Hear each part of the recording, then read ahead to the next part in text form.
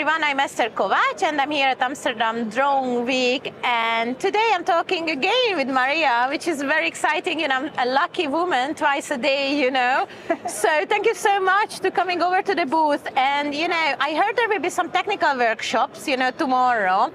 And I'm just wondering, if you can share some highlights. I think one of the hottest topic is about certification as of today.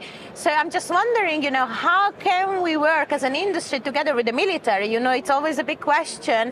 And how can we align our certification processes to be similar? So Maria, please share your thoughts about that. Hello. Good morning, everybody. Hi, everybody, and thank you, Esther, for also for the questions and for inviting us again and inviting me in particular. Thank you very much. Yes, so civil-military cooperation. So actually, this edition of EASA high-level conference and Amsterdam Drone Week, we have brought back this subject of civil-military cooperation.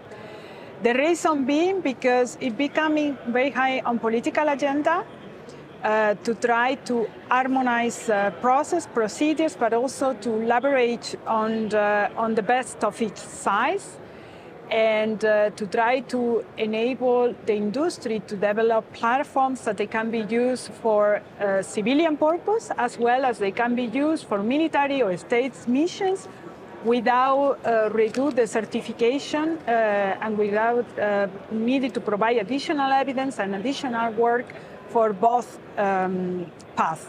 So this was discussed during the development of the EU drone strategy 2.0, and it was discussed that it's necessary to first to be as a Europe to be more visible and to have also products platform that they can be used for both civil military to develop the industry, but also to put all the relevant stakeholders like European Defence Agency, the military aviation authorities, EASA, Eurocai, to put everybody together around the table to try to work on making this happening. So you have exactly two flagships in the drone strategy. One is related to the certification, the type certificate of the platform, the airworthiness certification. And it is a matter of fact that in the civil aviation world, we have the certification is harmonized, is unique. EASA gives a type certificate and is recognized in Czech Republic, in Slovakia, in Switzerland, so they don't need to recertify. So the civil world is harmonized. The military world, they have what is called the NATO STANAX or the airworthiness certification, but it's sort of each military authority gives the certification. So the idea will be that the certification given by EASA could be used by the military aviation authorities, or we could work together so that the individual certifications of the military aviation authorities doesn't need to do much of the assessment. So it's leverage on this. And how we leverage on that? So we elaborate by try to harmonize the certification standards from civil and military. What are the challenge? The challenge are that the end mission is different. So when you do a military mission, it's completely different than a civil one.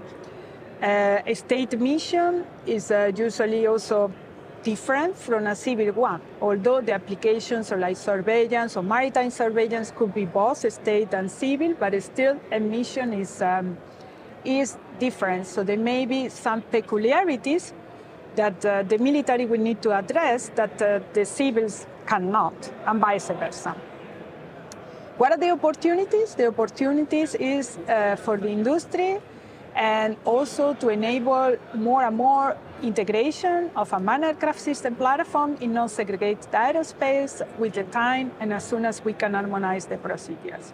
So we see this as a window of opportunity for EASA to work together with military partners and state authorities to really learn and leverage from each other's experience.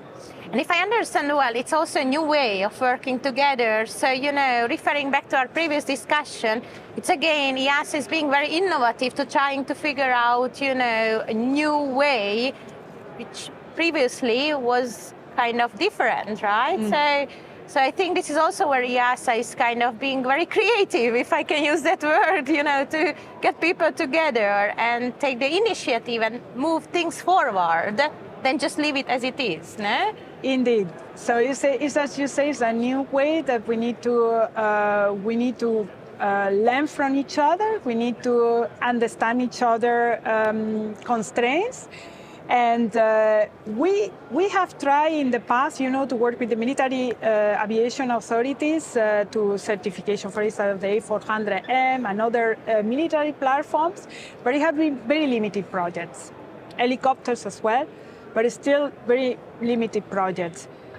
With the drones, we have really to learn to, as you say, innovate, find new paths. Now with design verification, also we try to see, the military wants to learn how to design verification because they are more used to type certification. Yes.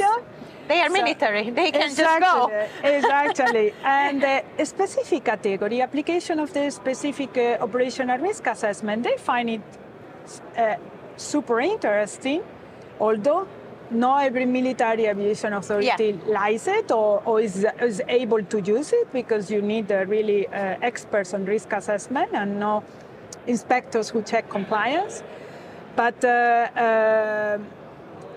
it brings to all the stakeholders a window of opportunity to learn from each other and innovate. But I think this is all about drones. This is somehow a topic where people really want to learn from each other, because if someone knows something already, they are like, okay, let's adopt it, let's learn. And other industries may be already well established, so there is no need for this kind of open table discussions that's deeply. But drones open up this also for the future industries who initially didn't interact that deeply, now they interact. Exactly, no? and the military are using drones since many years than the civil. Yes. For a very particular purpose, but they are using. So we also have to learn a lot from them. Let's be honest. So totally. Thank you so much, Maria, for this great interview. It's a pleasure as always. Thank you. Thank you, sir.